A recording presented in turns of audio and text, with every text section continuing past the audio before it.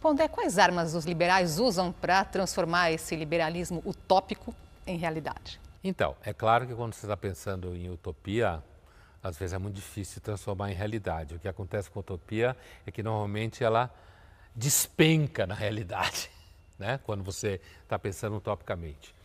Mas uma coisa fundamental para o pensamento liberal criar condições de possibilidade para ação livre e empreendedora, como se fala por aí do ponto de vista econômico, é justamente você, por exemplo, vou dar um exemplo bem concreto no Brasil. No Brasil, abrir uma empresa é uma via crucis. Fechá-la Fechar, eu ia falar isso, fechar é pior ainda. Fechá-la é a chegada no inferno. Você é acossado com todo tipo de tributo, você é acossado com todo tipo de risco quando você oferece emprego, né? É quase a ideia de que se você oferece emprego, por definição, você não presta. Há uma cultura no Brasil de que empresário é bandido. Existe bandido tanto entre empregados quanto empregadores. Então, essa é no caso do Brasil, especificamente, essa é uma, digamos assim, um dos passos fundamentais para você trazer a ideia de uma sociedade liberal que dá espaço para as pessoas serem criativas, né? Quer dizer, um dos problemas que existia nas sociedades planejadas, como era comum se falar com relação ao mundo comunista, né, administradas, planejadas, economia planejada, é porque não havia criatividade. Não havia criatividade porque as pessoas não eram estimuladas a melhorar materialmente de vida. E o que eu acho uma das contradições mais belas, porque seria ideal você não ter que melhorar materialmente de vida. Isso seria maravilhoso. Né? E teoricamente pensando, você não ficar sob esse chicote, né? Porque melhorar materialmente de vida, na segunda é aqui, na terça é aqui, na quarta é aqui. É sempre mais, mais e mais. Né? É, sempre mais e mais. Mas o fato é que não funcionou, né? Porque aparentemente os seres humanos são movidos por desafio, pelo menos, eu não acho que sejam todos, mas aquela força criadora no liberalismo da economia, das atitudes, da ação, depende, no caso do Brasil especificamente, que na Argentina também é uma briga, fazer com que o Estado não seja um inimigo do empresário, porque no Brasil o Estado é inimigo do empresário. Eu não estou falando aqui de empresários muito milionários que ganham bolsa BNDES, como já aconteceu no Brasil, tá? Estou falando daquele empresário médio, pequeno, médio um pouquinho maior, que dá muito emprego, que corre o dia inteiro. Aqui no Brasil é muito sofrido. Então eu diria, isso é, digamos assim, um fator fundamental. O filósofo e economista Adam Smith, em seu livro A Riqueza das Nações, um clássico de 1776, escreveu: não é da benevolência do açougueiro, do cervejeiro ou do padeiro que esperamos nosso jantar, mas da consideração que eles têm pelo seu próprio interesse. Então, nesse sentido, Pondé, a busca pelo lucro individual gera o bem-estar coletivo, é isso? Você pode ter vícios privados que geram virtudes públicas. Isso é um debate infernal em filosofia moral, até hoje, né?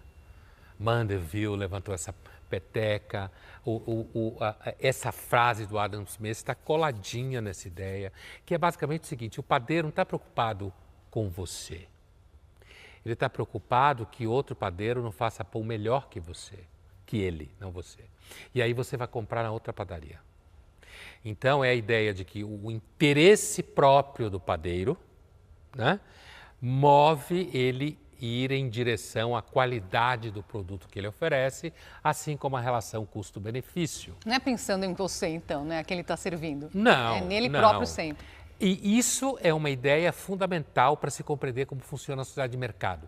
Sociedade de mercado sem competição, ela é uma catástrofe. O que acontece muito no Brasil por várias razões. Então, se tem uma padaria no bairro, na região, e só tem aquela padaria, o padeiro não tem estímulo de melhorar o serviço porque não tem outro que venha e tome a clientela dele.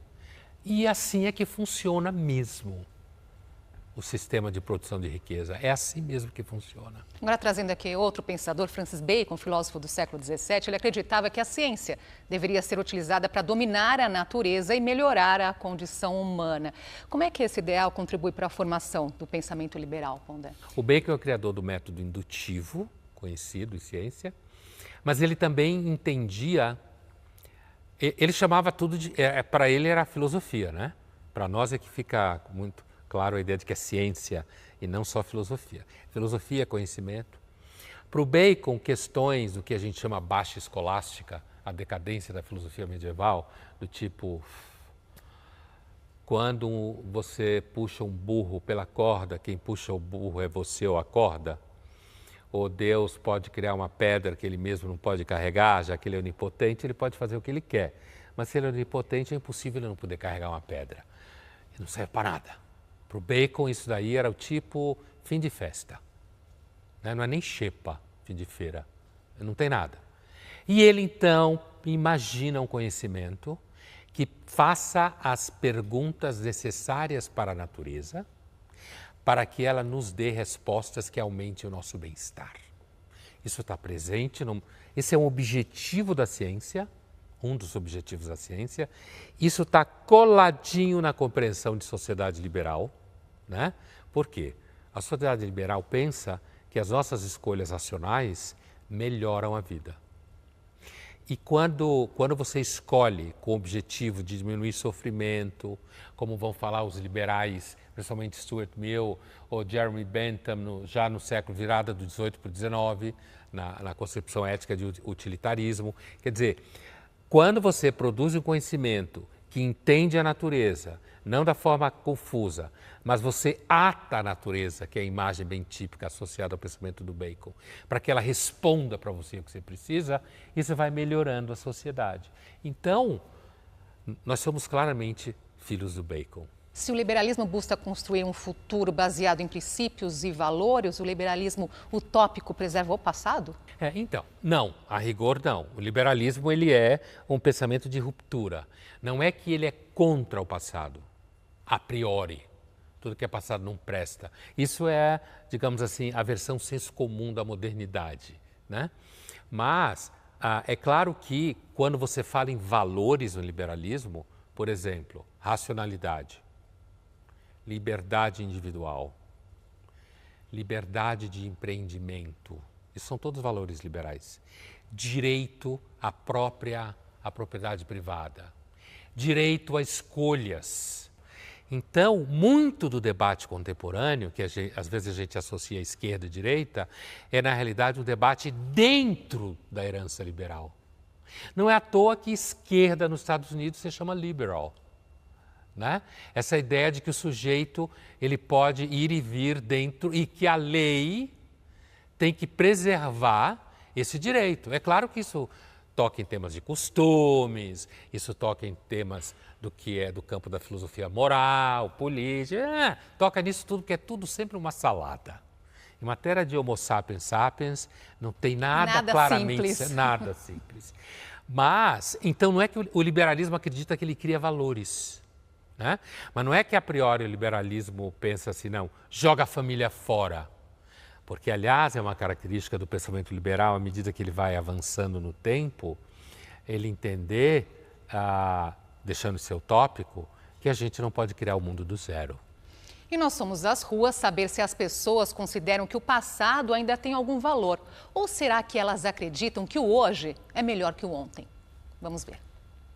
Sim, o hoje se torna melhor do que o passado, porque nós somos fruto e as nossas escolhas vai dar desdobramento da nossa atualidade, na questão que caímos. O que plantamos, nós vamos colher. Então, as nossas decisões no passado acabam refletindo no presente. Hoje em dia é resultado do que a gente fez no passado, né?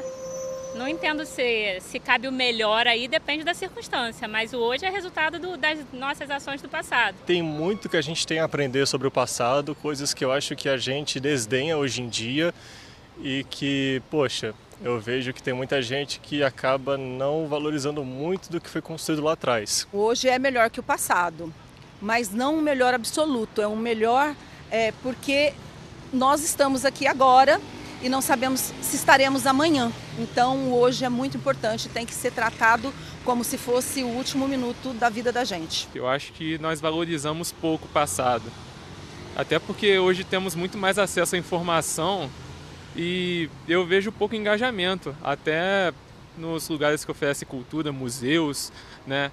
é pouco frequentado. Então, eu acho que, de modo geral, a sociedade valoriza pouco o passado. Hoje é melhor que o passado porque hoje nós vivemos com a experiência do passado. Então, a gente teve um leque vasto, de fato, cobrindo vários espaços, né? A ideia muito típica do senso comum moderno de que o passado não vale nada não apareceu. O que é bom, né? Não, o passado não vale nada. Talvez, inclusive, porque as pessoas que vivem no mundo real, elas sabem muito bem que não é assim. Então, você tem aquele rapaz que tinha meio cara de mosqueteiro, assim, sabe? Uma barbicha, o cabelo meio grande, que ele fala que às vezes a gente desqualifica o passado e que a gente precisava entender melhor o passado. Isso sem dúvida nenhuma, né?